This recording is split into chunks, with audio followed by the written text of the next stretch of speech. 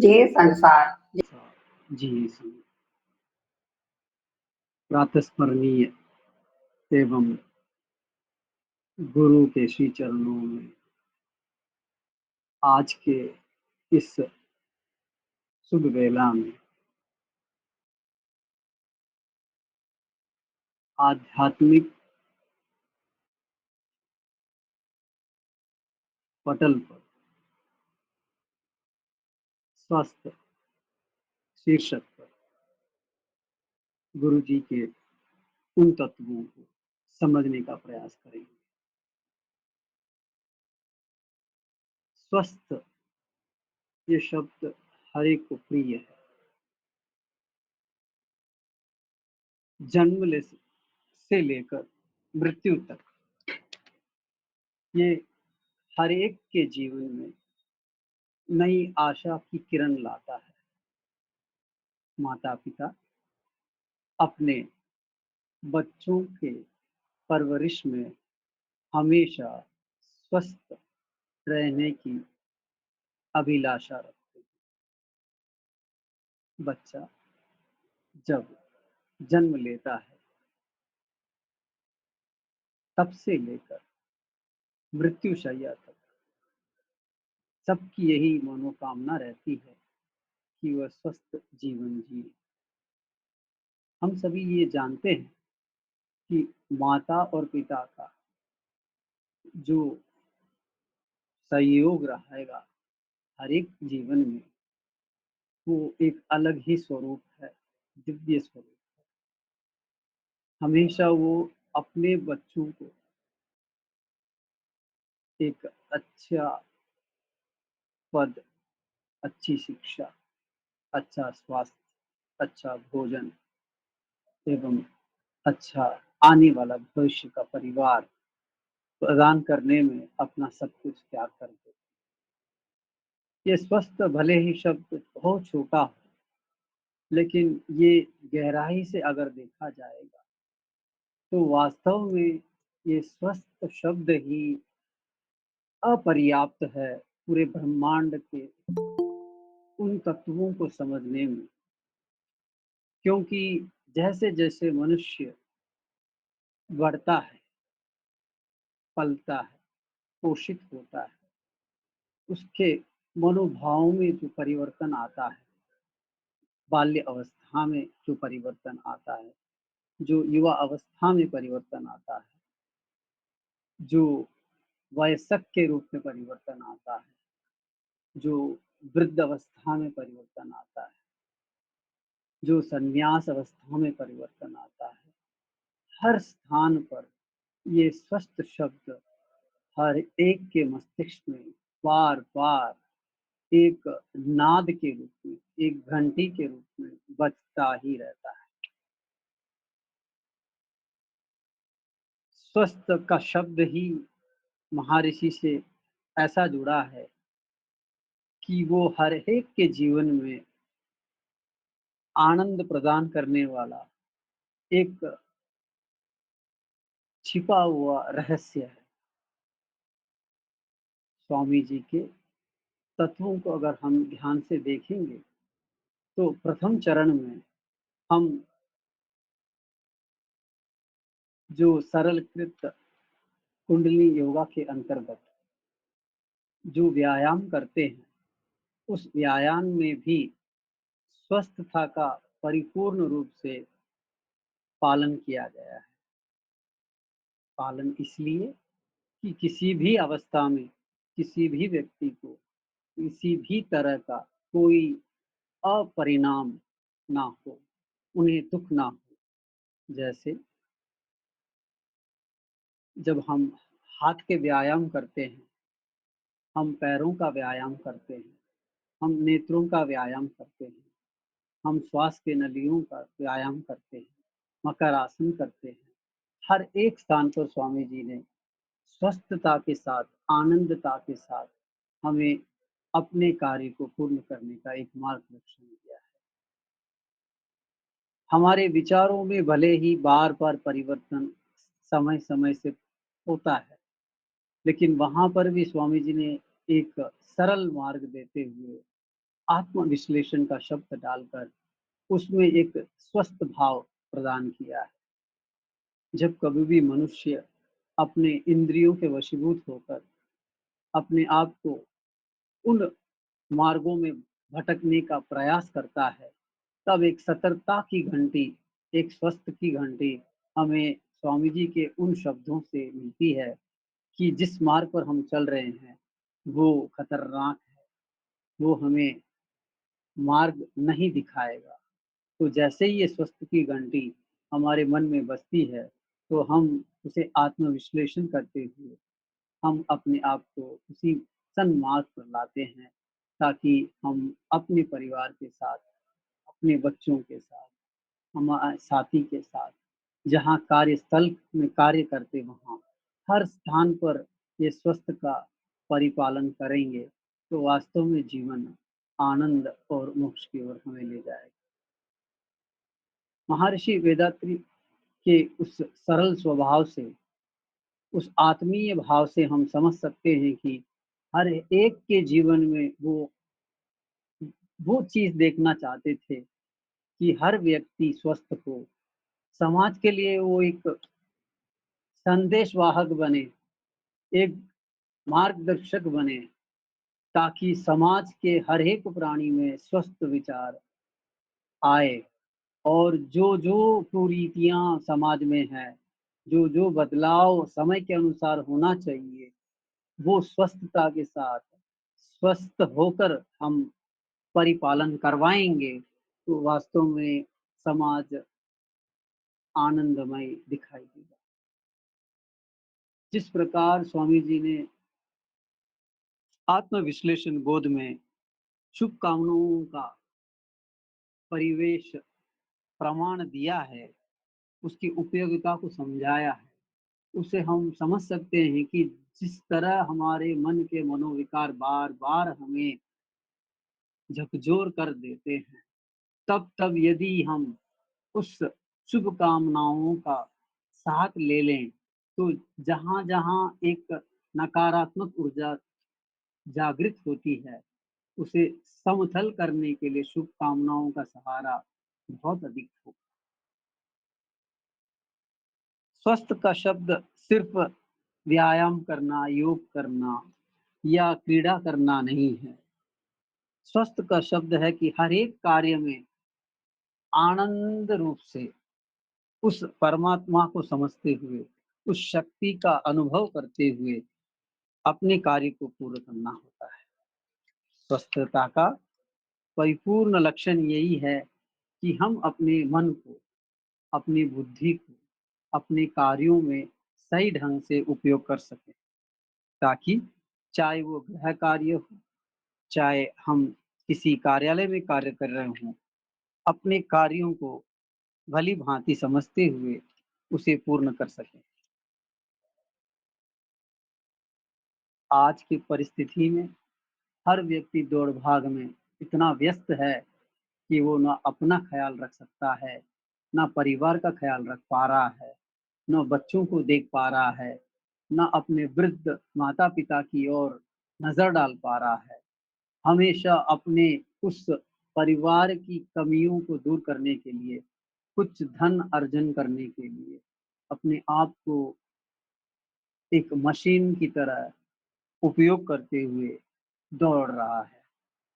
इसी कड़ी में जब हम स्वास्थ्य की बात करेंगे, तो वो ना समय पर भोजन कर पा रहा है, ना समय पर आराम कर पा रहा है, ना आत्म-विश्लेषण कर पा रहा है और ना ही अपने विचारों को माता-पिता के सम्मुख या अर्धांगिनी के सम्मुख साझा कर पा रहा है, बच्चों को प्रेम दे पा रहा है। तो इस तरह की अवस्था और समाज के आज के परिप्रेक्ष्य में जो भी हमें प्राप्त हो रहा है, वो प्राप्त हो रहा है दुःख, वो प्राप्त हो रहा है मनोरोग, वो प्राप्त हो रहा है क्रोध और इसी तरह के जो षटगुण स्वामी जी ने दिए हैं, उसी चक्कर में वो लिप्त है। अपनी इच्छाओं की पूर्ति ना कर पाने के कारण उसे बार-बार क्रोध के वश में अपने विचारों को प्रकट करता है। क्रोध के कारण वो जिस चीज़ की प्रतीक्षा करता है, वो उसे अप्राप्त होता है क्योंकि उसमें समन्वयता नहीं है, सहनशीलता नहीं है, सहिष्णुता नहीं है। समाज में आज किस तरह से विभिन्न स्वरूपों को देख पा रहे हैं। एक तरफ बंगाल की जो परिस्थितियाँ हैं, वो असहिष्णुता की ओर चल रही है। जो युद्ध हो रहे हैं, चाहे वो रशिया के हों, चाहे इज़राइल के हों, चाहे ईरान इराक के हों या लिबिया लेबनान के हों, ये युद्ध भी हमें बार-बार मानसिक रूप से परेशान कर रहा है। एक धर्मनिष्ठ पथ प्रदर्शक के मार्ग पर जब हम चलते हैं, तो इस ब्रह्मांड की ओर अगर हम एक दृष्टि डालेंगे, तो भले ही दैविक शक्ति ने हमें हर चीज़ दी है, लेकिन हमारा एक समाज अफ्रीका में इतना भूखा है। हमारा एक समाज वहाँ अमेरिका में हर चीज़ पाकर भी इतने अन्न को बर्बाद कर रहा है। एक प्रकार का युद्ध जहाँ चल रहा है, वहाँ पे हर चीज़ विनाश की ओर ले जा रही है। तो स्वस्थ शब्द का अगर आकलन किया जाए, तो मनुष्य वास्तव में पीड़ित है, स्वस्थ नहीं है। इस स्वस्थता को हर एक मनुष्य के जीवन में उतारने के लिए हमें अपने वेदांतरियम को हर एक के जीवन में पहुँचाने का प्रयास करना आवश्यक है। मनुष्य ईर्ष्या, द्वेष, लालच ऐसे गुणों से परिपूर्ण होकर अपने आप को भूल चुका है कि वो किस मार्ग पर चल रहा है, उसका जन्म किस उद्देश्य से हुआ है। जब ये चीज़ें परिपूर्ण नहीं होती हैं, तब वो चिंता से ग्रसित होकर अपने आप को आत्महत्या तक के उस द्वार तक ले जाता है, जो वास्तव में ना उसके लिए एक अच्छे लक्षण माने जाएँगे, ना उसके सहारे जीने वाले उस परिवार को क्योंकि आज की इस रंगीन दुनिया में जिसे हम अंग्रेजी में मटेरियलिस्टिक जीवन कहते हैं, उसकी पूर्ति के लिए वो हर दिन अपने आप को झकझोर रहा है। समाज में हर चीज़ उपलब्ध है, लेकिन एक मनुष्य के जीवन में उसकी आवश्यकता कितनी है, उसके अनुसार उसे समझकर, आत्मविश्लेषण करके, संयम के साथ परिपूर्ण करने की कोशिश करनी चाहिए। जीवन में परेशानियाँ हर एक व्यक्ति को होती है, लेकिन मन की चंचलता को काबू में रखते हुए जीवन के हर एक परिस्थितियों का सामना संयम के साथ, आदर के साथ अगर हम करेंगे, तो आने वाली समस्याएँ अपने आप टल जाएँगी। चिंता के कारण बहुत से रोगों का सामना भी हर एक व्यक्ति कर रहा है। आज अस्पतालों में भरपूर मात्रा में दवाई हो, चिकित्सक हो, लेकिन रोगियों का जो संख्या है, वो बढ़ती ही जा रही है।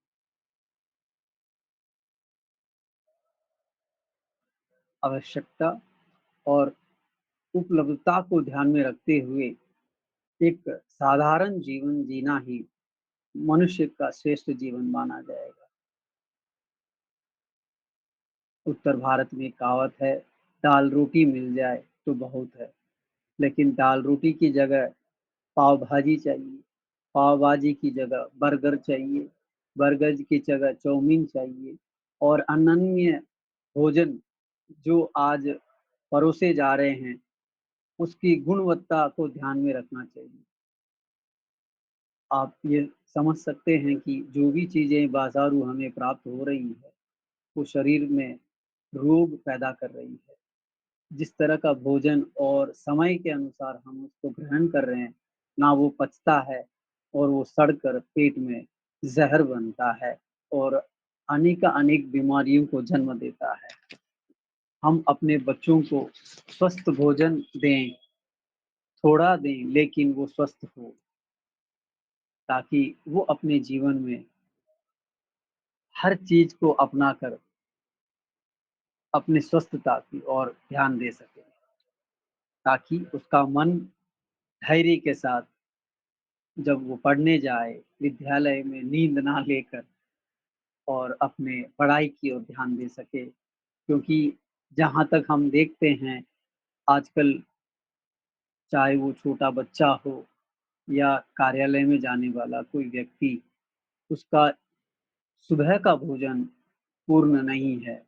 जब पूर्ण भोजन नहीं है, पूर्ण निद्रा नहीं है, पूर्ण आराम नहीं है, तो हर दिन एक थकावट की तरह वो महसूस करेगा, अपने विचारों को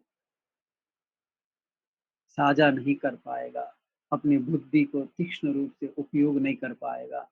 ऐसी स्थिति में ये शब्द की एक मार्मिक शब्द है, जो हर एक जीवन की आवश्यकताओं को पूरी करे। आप लोग ये समझ सकते हैं कि हमें अपने ऊर्जा को कैसे बढ़ाना चाहिए। स्वामी जी के द्वारा दिए गए जो महत्वपूर्ण क्रीड़ाएँ हम कहें तो एक दीप है और दूसरा जो है आईना है। दीप ध्यान और आईने के सामने जो क्रीड़ाएँ हैं, यदि हम उसका पालन करें, तो हमारी जो दैनिक आवश्यकता है, ऊर्जा की आवश्यकता है, वो हमें प्राप्त हो सकती है। तत्पश्चात हम तभी उस लक्ष्य की ओर प्राप्त कर सकते हैं। हम अपने आप को समझ सकते हैं, जब हम संयमित जीवन जिएँगे। संयमित जीवन स्वामी जी के अनुसार 5 हैं, जो आप लोग सभी समझते हैं। शारीरिक गठन में भी जो पौष्टिक अन्न की आवश्यकता है, उसमें कमी है, ताकि शरीर जो बलिष्ठ होना चाहिए, वो निर्बल है। जब शरीर निर्बल होगा, तो जो कार्य हर एक व्यक्ति को करना चाहिए, उसमें कमी होगी और जब वो कार्य करने में असफल होगा, तो उसे निराशा और चिंता और क्रोध ऐसे-ऐसे भावनाओं में वो लिप्त होकर वो एक मानसिक रोगी बन जाएगा। हमारा समाज अगर यदि स्वस्थ होना चाहिए, तो हमें अपने पूर्वजों के दिए गए मार्ग अनुसार कर्म करने की आवश्यकता है। सबसे प्रमुख बात ये है कि हमें जल्दी उठना ज़रूरी है। जल्दी उठना माने सूर्य उदय के पहले उठना चाहिए। आप लोगों को सब पता ही है, 4 बजे जो व्यक्ति उठ 3 बजे जो व्यक्ति उठता है वो ऋषि होता है, 4 बजे जो उठता है वो साधक होता है, 5 बजे जो उठता है वो मनुष्य होता है। सूर्योदय के बाद जो उठता है वो आप समझ सकते हैं। तो हमें अपने जीवन शैली में भी परिवर्तन लाने की आवश्यकता है। भले ही हम आज भाग-दौड़ की ज़िंदगी में जी रहे हैं, लेकिन हमारे लिए ये प्रकृति वैसे ही है, जैसे अपनी माँ अपने बच्चे को आँचल में रखकर हमेशा सुरक्षित रखती है। तो इस प्रकृति रूपी मातृत्व को समझते हुए, हमें ये जो शरीर प्राप्त हुआ है, हमें उस पर गर्व होना चाहिए। हमें अपने वैचारिक दृष्टि से एक मनुष्य जीवन में जो-जो चीज़ें की आवश्यकता है, उसको परिपालन करने के लिए हमें जो भी मार्गदर्शन स्वामी जी ने दिए हैं, उनका पालन करना अति आवश्यक है। वेदात्रियम में दिए गए हर एक शब्द में, हर एक कड़ी में हम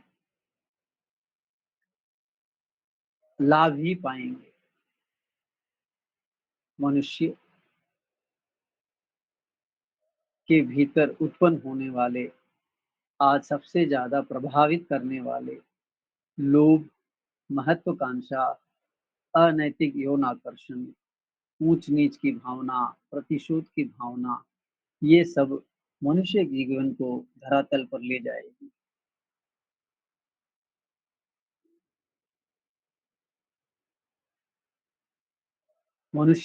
मनुष्य का जीवन तभी सफल हो सकता है, जब उसका मन प्राप्त हर एक चीज़ से संतुष्ट हो, चाहे वो जिस परिस्थिति में हो, उसका मन संतुष्ट और तृप्त होकर कार्य करेगा, तभी वो लक्ष्य की ओर बढ़ पाएगा।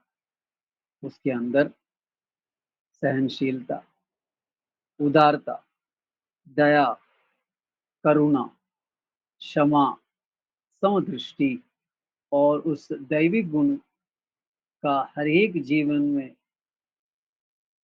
उपस्थित होने का आभास ही उसे एक सद व्यक्ति के रूप में समाज में स्थापित करेगा। दूसरों के अपराध को बढ़ा-चढ़ा कर कहना, दूसरों के परिवार के समस्याओं में अपने आप को एक घी की तरह काम करना, ऐसे दुर्गुणों से हमें दूर होना पड़ेगा। साथ-साथ आप लोग सभी समझते हैं कि स्वामी जी ने विचारों का भी एक महत्वपूर्ण अंग प्रदान किया है।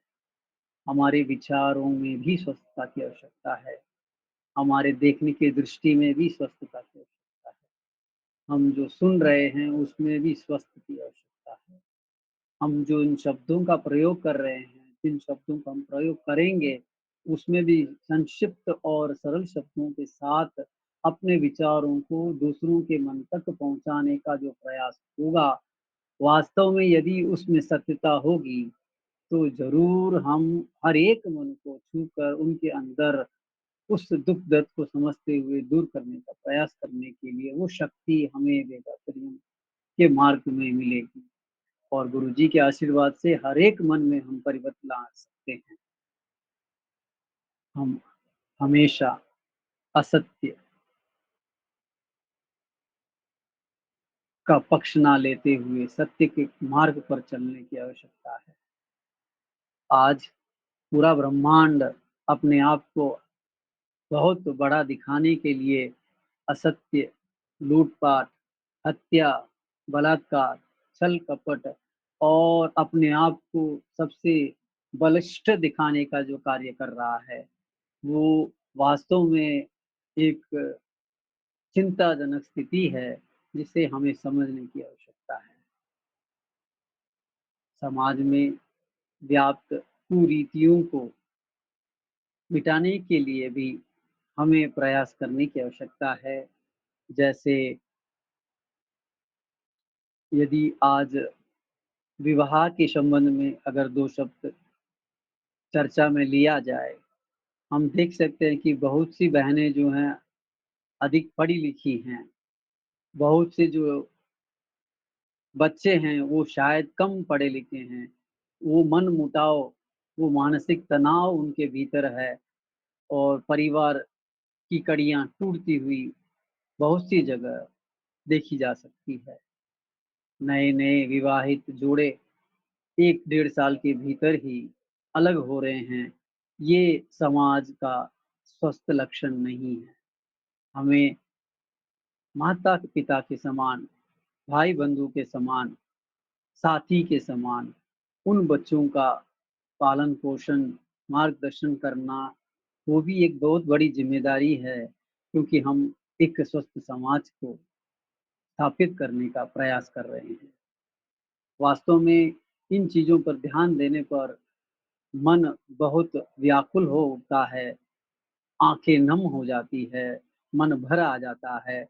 लेकिन आज वास्तव में समाज बहुत खतरे की घंटी पर खड़ा है, जिसकी देख-रेख और सुरक्षा करने वाला कोई नहीं है। संयुक्त परिवार जब था, तब कोई ना कोई सँभाल लेता था। आज एकल परिवार है और एकल परिवार में बहुत सी समस्याएँ हैं। अपने आप को सुरक्षित मानते हुए भी असुरक्षित हैं। ऐसी बहुत सी चिंताजनक कड़ियाँ जो हमारे सामने आज बहुत विकराल रूप ले रही है।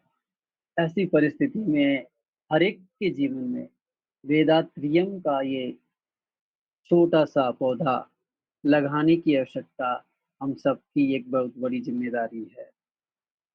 यहाँ पर जब हम जुड़ जाते हैं, तो हमें ये नहीं देखना चाहिए कि वो बड़ा है, ये छोटा है, वो इतने बड़े हैं, हम कैसे उनके पास जाएँ? वो इतने छोटे हैं, हम क्यों जाएँ?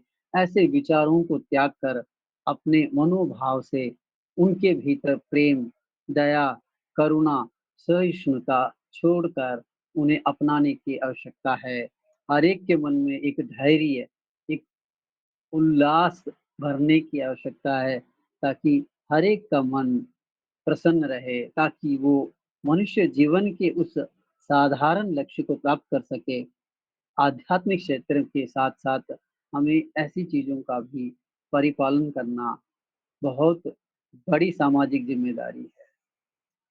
आज हर एक व्यक्ति अपने कुरीति के कारण प्रतिशोध की भावना के साथ जी रहा है।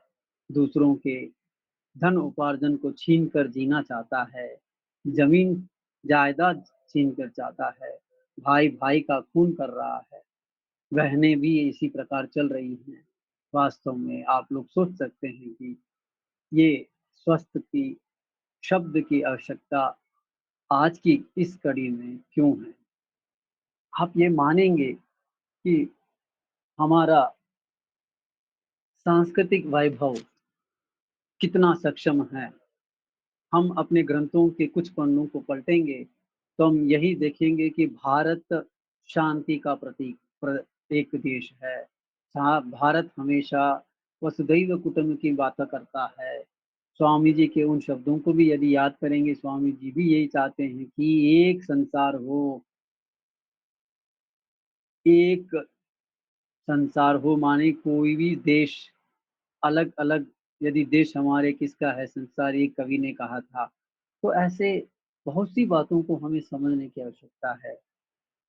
मनुष्य का जीवन अहिंसा, सत्य, ईमानदारी, सहनशीलता, तटस्थता, आत्मसंयम, विनम्रता, अनवरत प्रयास, ईर्ष्याहीनता, स्वप्रशंसनहीनता एवं सकारात्मक दृष्टि ऐसी सांस्कृतिक मूल्य गुणों का परिपालन करना इतना आवश्यक है, तभी एक मनुष्य और समाज के प्रति हितैषी सिद्ध होकर हम व्यवस्थित शिक्षा से लेकर, बचपन से लेकर, युवा से लेकर, वृद्ध अवस्था से लेकर हर एक को एक सामूहिक परिवार में लेकर चल पाएँगे। जीवन में एक तरफ जहाँ चकाचौंध दुनिया है, तो दूसरी ओर हमारा ये आध्यात्मिक शक्ति है, जो पूरे ब्रह्मांड को संदेशा देती है। तो ऐसी एक परिस्थिति में हर एक व्यक्ति को निस्वार्थ और इन बुरी भावनाओं को त्याग कर अपने आप को निम्न गुणों से उठकर एक स्वस्थ, समृद्ध और विकसित विश्व की स्थापना में अपना सहयोग करना आवश्यक है। विषय बहुत बड़ा है, अभी और भी बहुत सी बातें की जा सकती है, लेकिन समय सीमा को ध्यान में रखते हुए मैं अपनी वाणी को यहीं विराम देता हूँ। आशा है आप लोग संयम के साथ मेरे इन विचारों को सुनें और आपका सहयोग, आपका मार्गदर्शन आने वाली पीढ़ियों में नया उज्जवल भविष्य स्थापित करेगा। इसी आशा के साथ आप सबको बहुत-बहुत धन्यवाद। जिए संसार, जिए संसार, जिए संसार।